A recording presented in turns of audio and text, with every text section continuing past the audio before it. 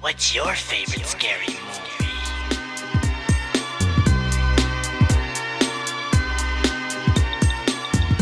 Hello and welcome to The Road to Scary Movie. What do you want to watch is look back at the beloved horror parody series before it returns to make fun of your favorite horror movies again.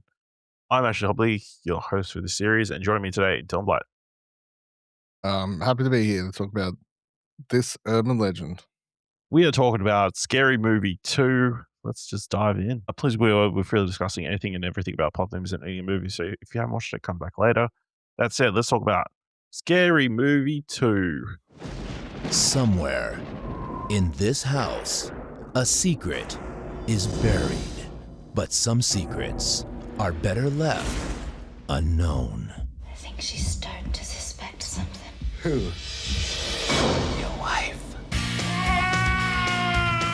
The people who brought you Scary Movie invite you to enter the realm of the supernatural.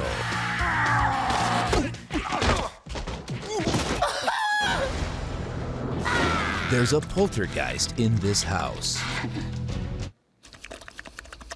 Your mother's in here with us, Harris. Would you like to leave a message? I'll be sure that she gets it. Yes, Mom, will you get out of there, please? See you later, Mrs. Harris. Directed by Keenen, Ivory Wayans, starring Shawn Wayans, Marlon Wayans, Anna Faris, Regina Hall, Christopher Kennedy, Masterson, Kathleen Robertson, James Woods, Tim Curry, Tori Spelling, and Chris Elliott. Written by Shawn Wayans, Marlon Wayans, Alyson, Fouse, Greg Grabianski, Dave Polsky, Michael Anthony Snowden, and Craig Wayans. Dylan, what are your thoughts on Scary Movie 2? I think, as I said with the last one, the first episode, watch this one a lot. The first two the most. However, I think this one is not good. You can tell it was rushed. It came out I think they shot it out in basically less than a year after the success of the first one. And you can tell it's nowhere near as well put together. I mean, well, if you consider all things considered with Scary Movie. Yeah, so it came out 4th of July, 2001. Technically less than a year after the movie, because the first one came out 7th of July the year before. Yeah, so take into account how fast they would have had to write script, pre-production, post-production, and everything, and it's still out less than a year later. That's insanity.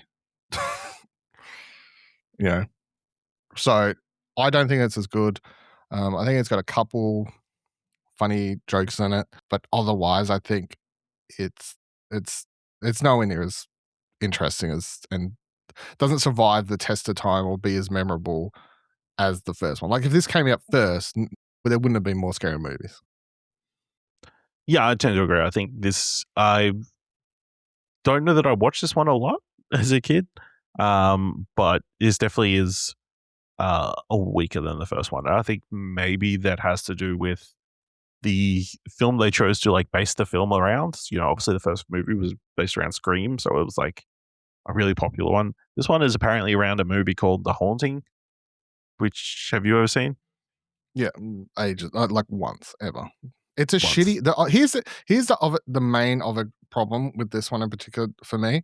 So the first one, they set it all around Scream, a good, highly praised, very popular horror film that you build the basis around. For the second one, they choose to set it around a highly panned, not well received, not well liked movie. Not watched movie.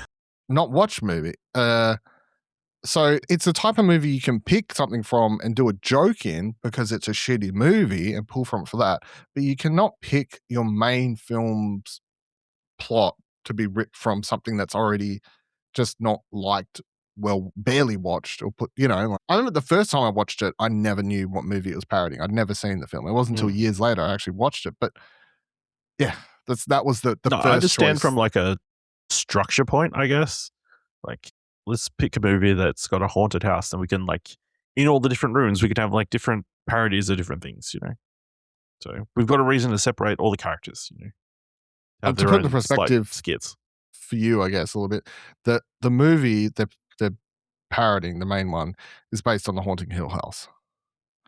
So it wasn't until Mike Flanagan did that TV show like years There was ago some justice. that it was done justice. Yeah. But if that had came out back then and they had that series and they were setting it around that, different story. You had a very good base or something, and something Would this that generally movie have been way different? I think so, because generally, no, because it was still rushed out the door. But I think if that was the basis, at least you have the horror community's well accepted, most like everyone loves and appreciates that series, So at least the thing you're parodying has a solid base compared to what they're doing here. All right. Those are our overall thoughts. Dylan, who is the MVP of Scary Movie 2? Who's the actor who does the stupid hand thing? The butler dude. Chris Elliott, I believe. Sure, him. Yeah. Because as ridiculous as the gags are and overplayed that it is the only memorable bit from the whole film. The dinner sequence is the only memorable part from the movie. And remember I said I was talking about the first movie, I had a friend that would constantly like reference things from these two movies. All the fucking time he would be out with hand like things. I remember in high school eating food, he'd be like, "Oh, just watch out my little hand." So like he would always reference it. So it's the only thing that stands out from the movie. Okay. For me, it has to be David Cross, who plays who's the credit? Dwight Hartman, the paraplegic dude in a wheelchair, who does not want to get helped at any point, no matter how terrible the situation is. Very antagonistic, but also is willing to go along with anything. I think he is a good source of jokes. He gets the weird race sequence throughout the halls of the Hell House. So yeah, I'm going to put him as MVP. All right, Dylan, what is your favorite reference or joke from Scary Movie 2? I'm gonna say I'm looking at the cast just to make sure I'm not missing something. I think it seems shitty to pick because I'm not picking a horror movie. Well, actually, you know what? All right, so I'll go two. I'm gonna go my horror movie reference and then my non-horror movie reference. So for horror movie reference, I'm gonna go the opening of the film, which is the best part of the movie. The whole 10, 15 minutes of the opening is the 10 minutes or whatever. That's the best part. The Exorcist. What, of Natasha Lyonne just pissing for like an unnecessarily long amount of time? Yeah, Natasha Lyonne and James Woods crazily cast as the priest, father, whatever. That whole sequence is fantastic riff on The Exorcist. Well done. Good job. Just the tongue stuff, just when she's like, it's funny because like it's like she does that because this is what good spoofing is. It's like the character does that shit in the real Exorcist movie. So it's like you're just playing into the silliness of it and sort of making fun of it, which is when it's when spoofings in these are at their best. Non-horror movie reference would be the Charlie's Angels running up the fence shenanigans and all the slow-mo kick and all that sort of stuff. I enjoyed that. That's pretty good. I'm going to say Shorty getting rolled up. Shorty becoming Shorty, because the creature effects on that pretty solid. Like getting the animatronic bush, I guess puppeted bush, weed plant, and I did enjoy weed Shorty talking to the plant. You're going to grow up to be a beautiful plant that a rapper's going to smoke before they make a bunch of bad decisions. It's pretty good. All right. Dylan, we talked about last week. There is Scary Movie 2. Mm-hmm. References 27 films or proper things. How many of those can you name? Not 27. Okay. All right. So I've already said a couple. So the Exorcist said the opening. Yeah. Charlie's Angels. That's in there, right? Yes. It's not just horror stuff? Okay. Yes, everything. Nike commercial. Is that in there? Yes, the Nike commercial. References? Which is, if you don't know what it is, hell of a non sequitur. Just them dribbling a basketball for an extended amount of time for no apparent reason. I don't even remember the Nike commercial, but I know it's like... This is a funny, like I only know the commercials because when I watched the movies, I went out of the way to look up the commercials. What is the reference that I'm missing here? But also this is prior to YouTube, so I found out that this is when I remember how old we've been around.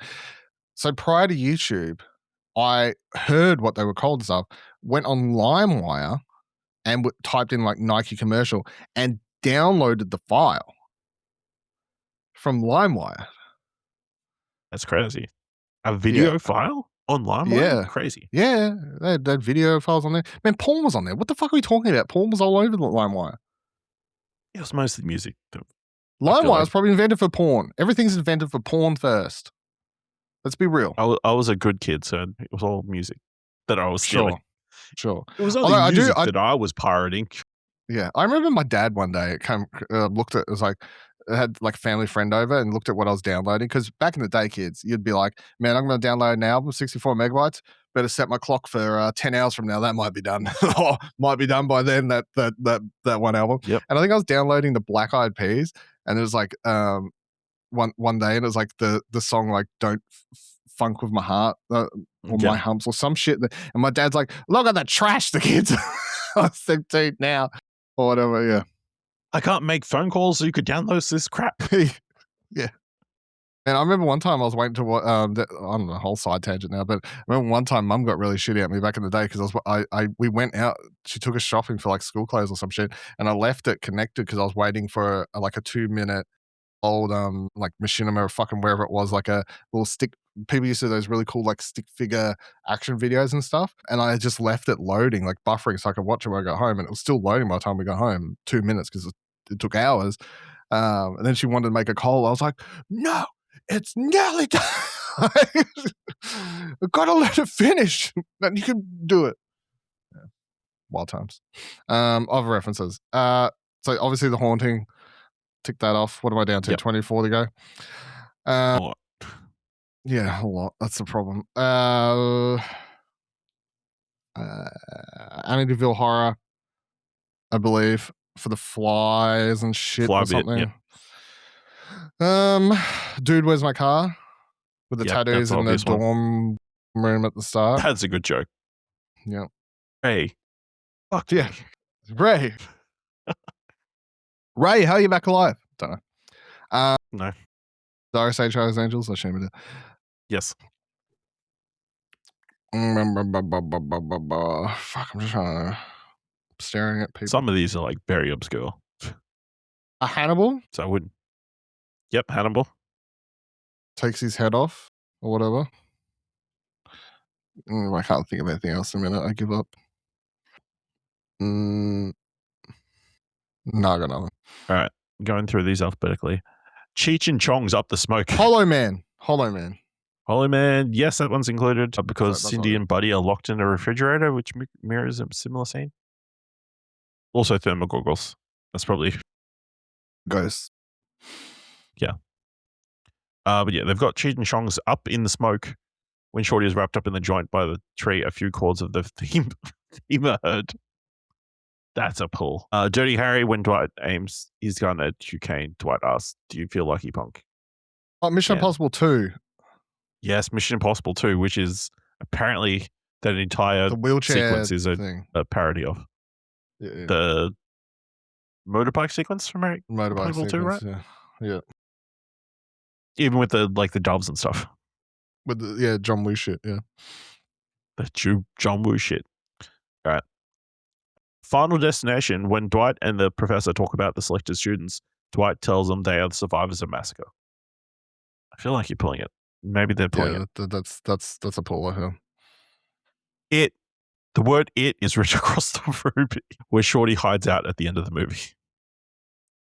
Interesting thing to note is that Tim Curry, who plays the Professor Oppen in the movie, played the role of Pennywise the Clown in the 1990 film. That's our reference. But the word "it" was written across the wall, so there you go. The Legend of Hell House. When Sydney is attacked by the cat, when Sydney is possessed and put on a red dress and demands sex, and when Alex has sex with a ghost. All apparently things from that movie. Little Shop of Horrors. Obviously, the plant comes alive. The plant comes alive, yeah. Yep. I forgot Night of the Demons. I don't know what that Indy is. is surprised by a skeleton out of the dusty crematorium. I knew that would have to be a reference to something, but I legit haven't watched that. So. Yeah. No. Poltergeist. when Ray rapes the clown, which looks very similar to the clown from the Poltergeist, when Alex is dragged across the ceiling, and when the tree smokes Shorty. Those are all from the Poltergeist. They also say the Poltergeist 2. Hanson's behavior and creepy comments is a parody of the iconic preacher ghost antagonist of the film. Hanson also sings God is in his holy temple, and the use of Cain as the last name of the evil spirit in his lineage is all reference to Poltergeist 2. Right. Is the girl with the bag on her head supposed to be like a Ring reference or some shit? Doesn't say. That isn't one of the things, as far as I can tell. Rocky, when Cindy is knocked down by the cat. That's a Rocky reference. Yeah, it is, yeah. Rocky Horror Picture Show. Hanson's Tim look Curry's is a in the parody movie? of the character. Hanson's look is a parody of the character Riff Raff. But also they mentioned that Tim Curry was in that movie as well. So that's a reference. A film called Red Rose. Hanson has a withered arm like the ghost of April Rimbauer. Save the Last Dance, when Shorty teaches Cindy how to be black. That's a reference to that movie. Don't think I've ever the opening seen of The Last Dance. Me neither, but Shocking. Titanic. When Cindy and Buddy are trapped in the freezer, she does a variant of Jack's speech. I didn't pick up on that at all. No, I didn't either. Yeah. I haven't watched Titanic in a hot minute. This is a wild one. The 2000 United States presidential election in Florida.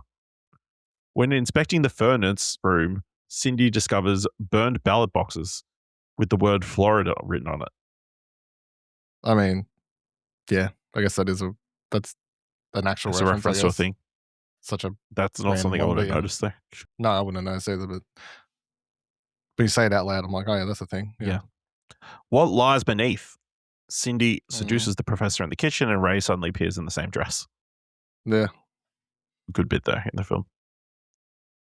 And then the weakest link, when Amy is murdered by being hit by a chandelier. She says, "You're the weakest link." Yeah, sure. That was a big show at the time. Yeah, I know. But yeah, okay. It's a bit of a stretch. Any other fun bits that you want to mention from the film that got chuckles? No. It's kind of forgettable, this one, I think. Kind of one note. Do you feel like after this, it's kind of justified that they didn't stick with the Wayans?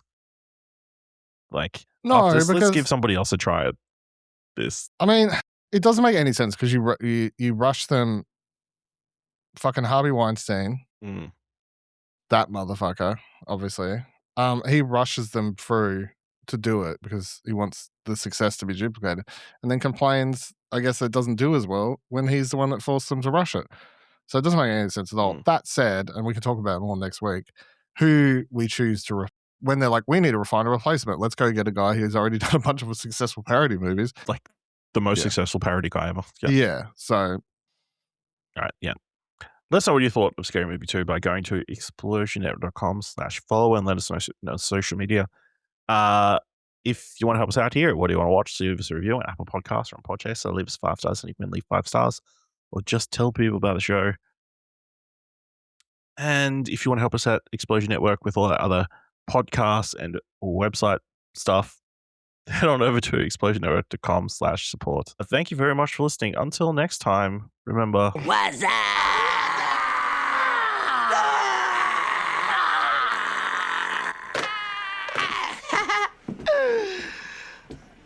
What you doing, son?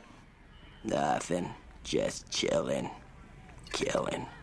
True. Also, you just put a paper bag on her. That's the thing I remember the most from this movie. Shorty, the paper bag on the face, Very rapey joke. It's like a very misogynistic joke, yes.